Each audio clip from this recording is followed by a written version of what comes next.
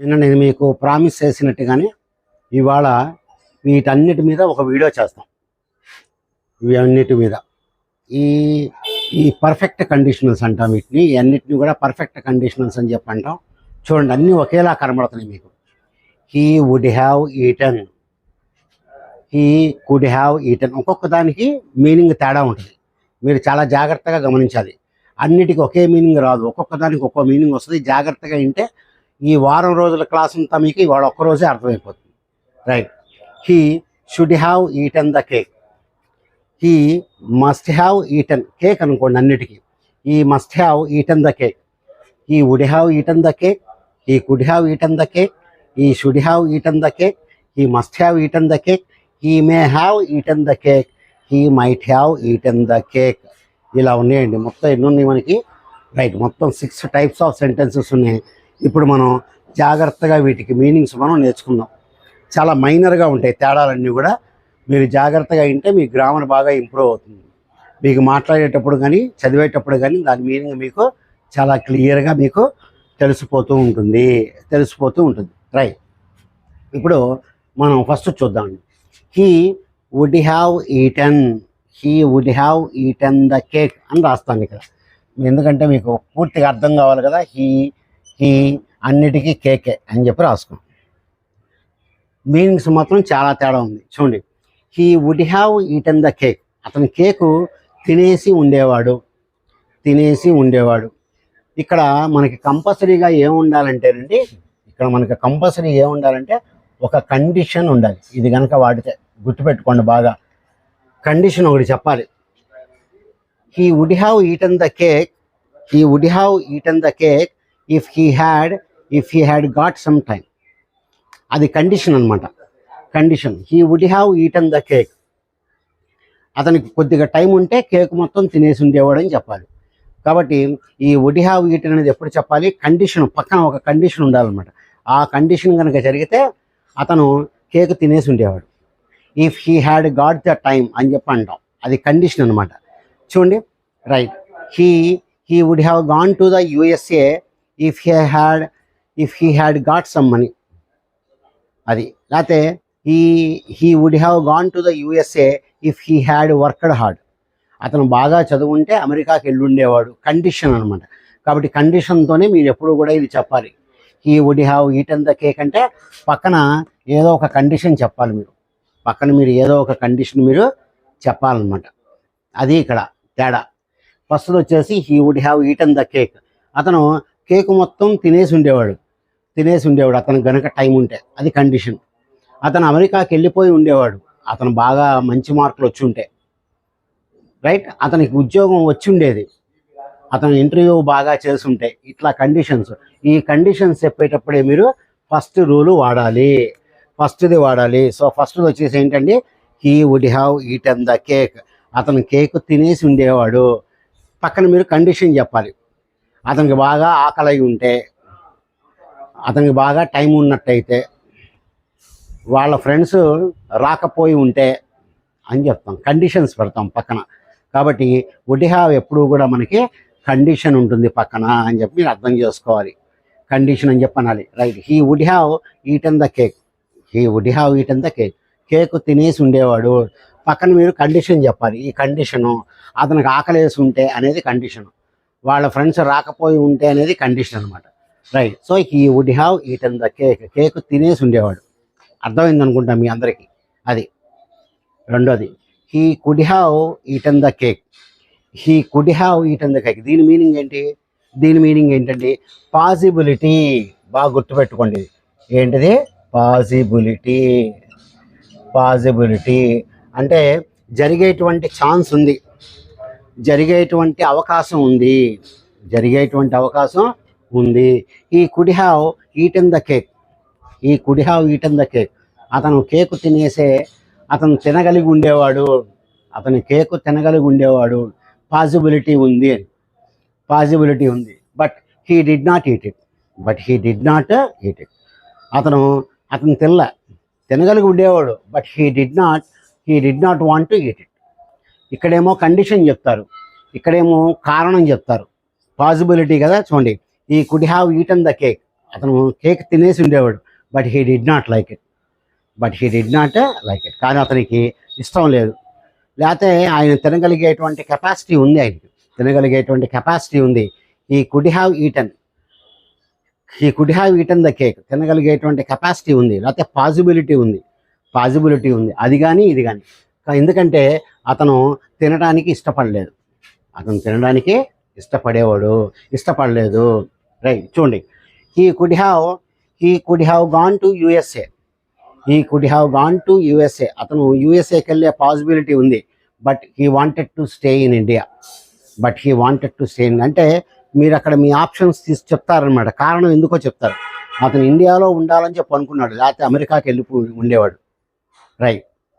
I could have brought you flowers. నేను flowers తేగలిగి ఉండేవాడిని. But I did not want. కానీ నేను తావాలని చెప్పి అనుకోలేదు. కారణం చెప్తారు. ఇది పాజిబిలిటీకి సంబంధించింది. కాబట్టి ఎప్పుడైనా మీరు ఇది కనుక వాడితే పక్కన మీరు రీజన్ చెప్పండి ఎందుకని చేయలేదు. ఇది కండిషనే. అంటే నువ్వు అట్లా చేస్తే, if you had studied hard you would have got the job. అది ఫస్ట్ కండిషన్. చూడండి,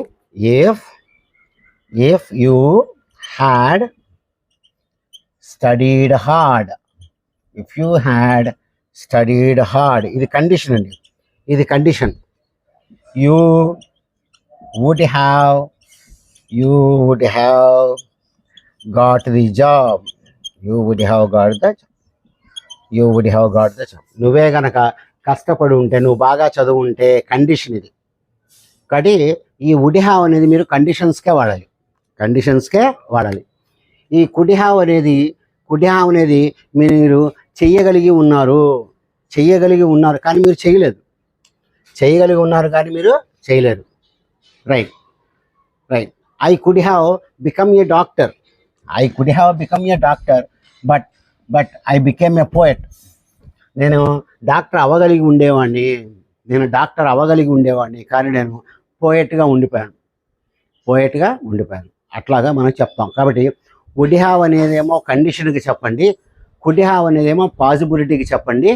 మీరు దాన్ని సెలెక్ట్ చేసుకోలేదన్నమాట. Right. He should have eaten the cake. అతను కేక్ తిని ఉండాల్సింది. అంటే మనం వాడిని తప్పు పడుతున్నాం అనమాట. బ్లేమ్ చేస్తున్నాం.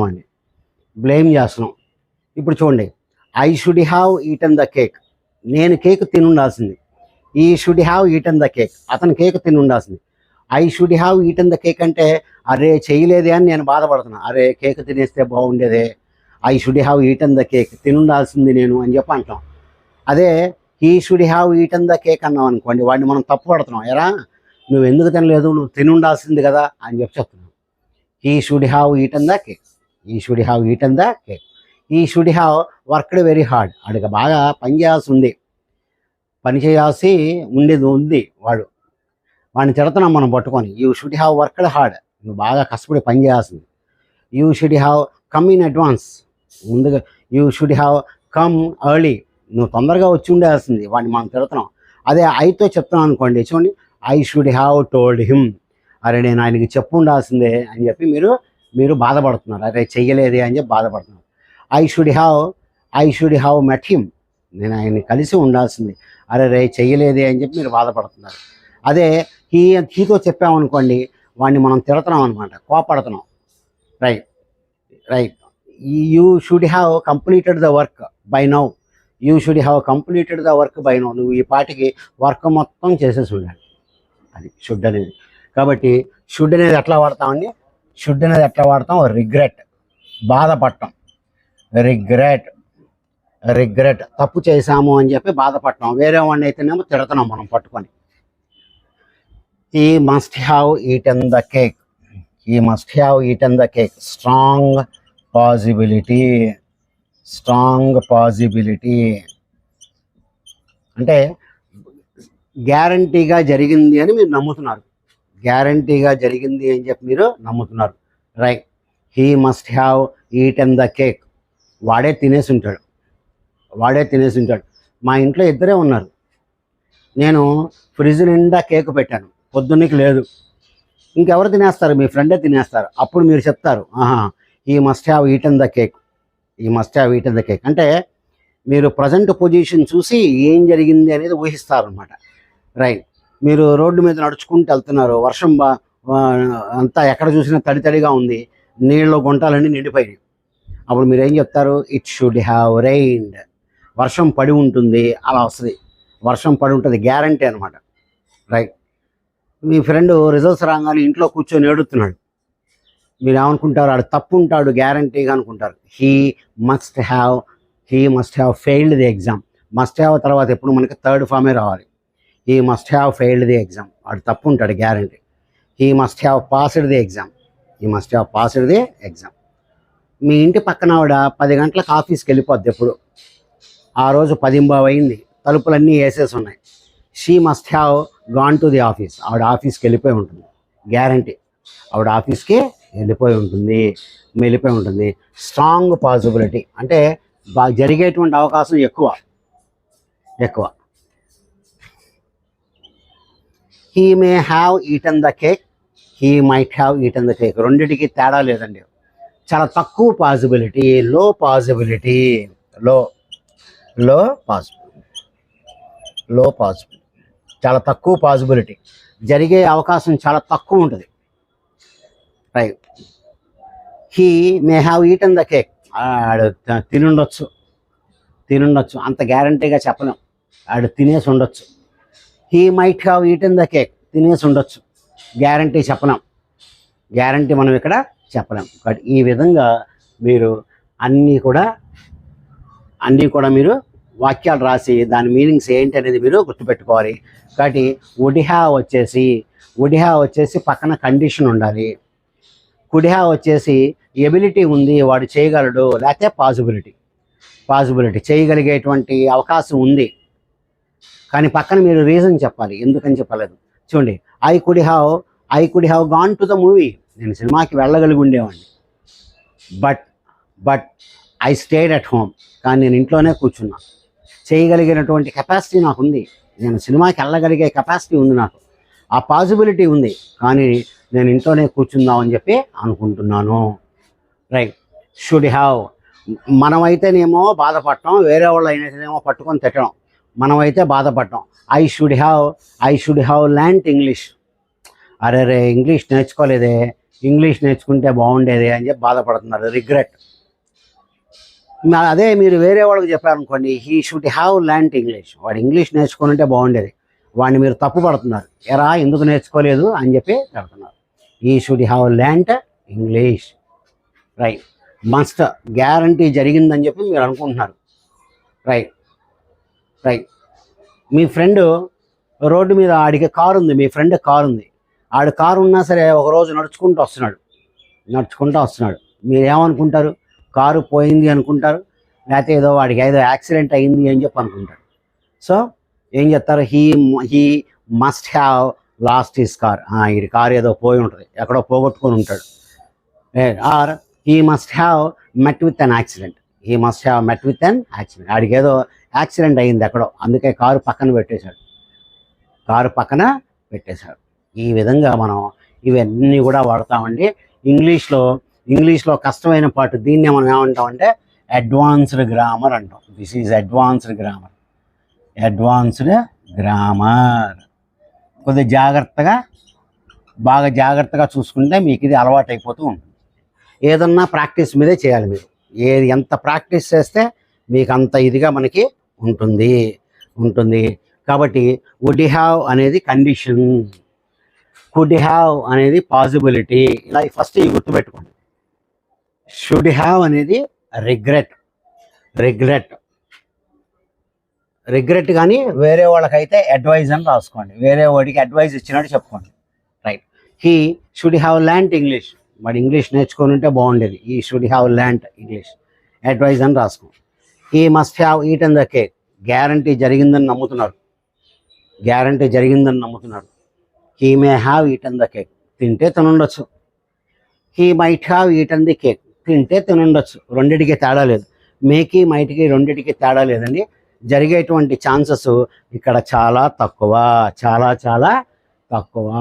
సో డియర్ స్టూడెంట్స్, ఇప్పుడు దాకా మనం వారం రోజులు బట్టి చెప్పే క్లాసు మొత్తం కూడా నేను ఒక క్లాసులో చెప్పాను. మీరు వీడియో చూసి మీ కామెంట్స్ పెట్టండి. కామెంట్స్ పెట్టేటప్పుడు ఇంగ్లీష్లో పెట్టడం మర్చిపోద్దు. మీకు వీలైతే దీని మీద సెంటెన్సెస్ కూడా రాసి నాకు పంపించండి. మీకు వీడియో నచ్చితే మీ ఫ్రెండ్స్కి మాత్రం షేర్ చేయడం మర్చిపోమాకండి. Good day to you all.